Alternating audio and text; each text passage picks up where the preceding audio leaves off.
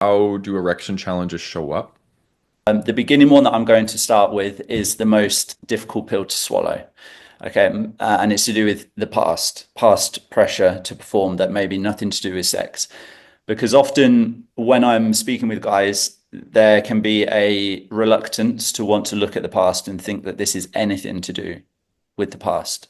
Yeah. Because it seems totally unrelated to sex. But actually, my belief is the seeds of anxiety, the seeds of self doubt, the seeds of what if I'm not good enough or accepted as I am, are sown at a younger age. Yeah.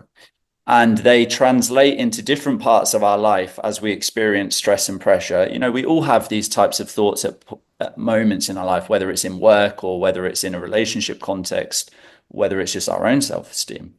Mhm. But for some of us, these stack and stack and stack. And then there's moments of pressure, which I'll come on to in a moment. And this is what reignites these very familiar pathways that we built at a younger age. Yeah. So, how they show up, past, present, and then a loop. I'm just going to work through each one. So, the past, first of all, that generally, if we're experiencing difficulties in maintaining or getting or maintaining an erection consistently, and that's been happening over a period of time, there are instances when that can just pop out of nowhere, but it's unlikely.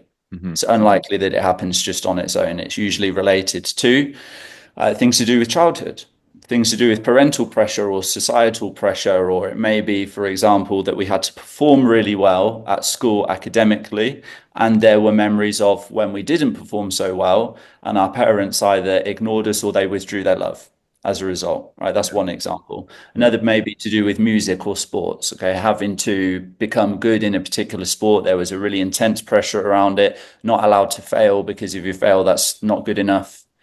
We're not loved and accepted for who we are, regardless of whether we succeeded or failed in the particular thing.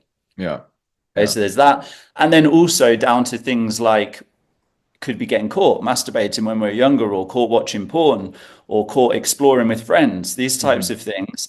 And depending on the authority figure's reaction to that, which a lot of the time there's a lot of shame Yeah. around it Yeah. and guilt that's pushed onto us. And so we start to develop this sense of shame that's then connected with something sexual, usually at an age before we even really understand what we're Yeah. doing. Okay.